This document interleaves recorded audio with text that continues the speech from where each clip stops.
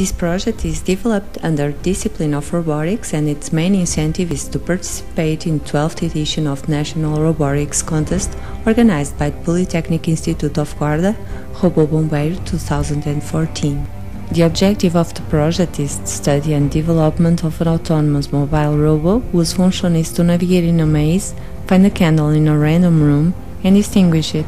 After its extinction, the robot must return to the starting point.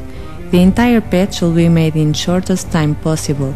The robot is designed with IntelliBrain 2 of RichSoft, using the Java programming language in software development Robot JDE. The IntelliBrain 2 controller is a small board that uses the Java programming language and where all necessary components are connected.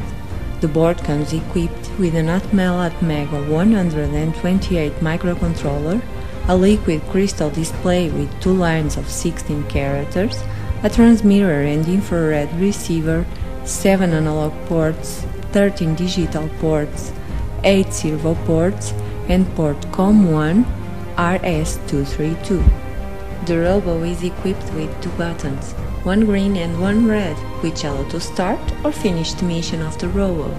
Servo motors are motors usually of the type DC, that have coupled a set of reduction gears. It has an internal system incorporated that allows us to control the robot's position. This is what allows the operation of the robot's wheels and their locomotion in the arena. The use of this component is critical for detecting distances between the robot and an obstacle.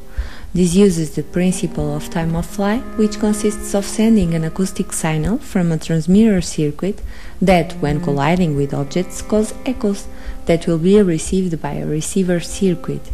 It is possible to determine where the obstacle and how far away it is.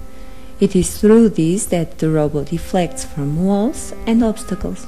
This sensor has the function to differentiate tones by emitting a beam of infrared light and another that detects the reflected light. In our project, this sensor is used to detect white lines, different carpets and floors, because each color has a value. If the output is high, it is a dark or black surface.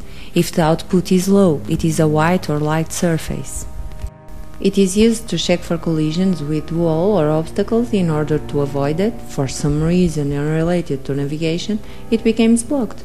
The collision detection is performed when sensors are pressed. This sensor has the characteristic of being insensitive to ambient light and be less sensitive to the presence of ultraviolet radiation emitted by the light of the candle, which enables the robot to detect its presence in rooms. This is a very efficient sensor due to having a far-reaching.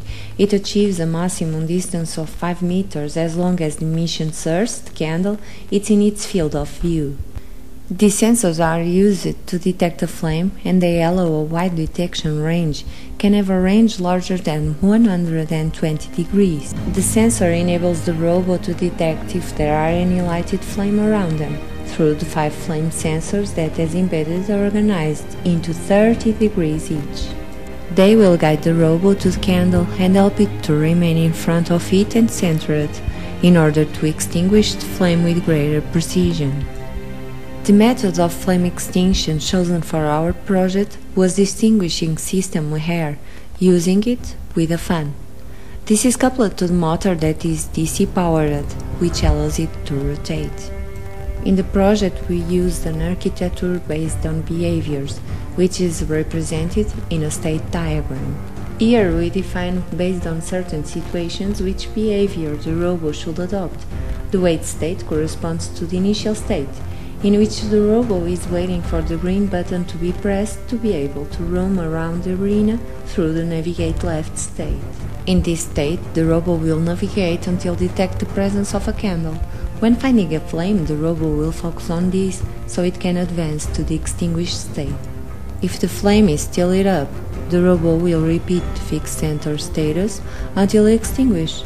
If the flame was put out, the robot will continue to navigate left until it finds a wall and returns to the starting point, getting back again in the wait state.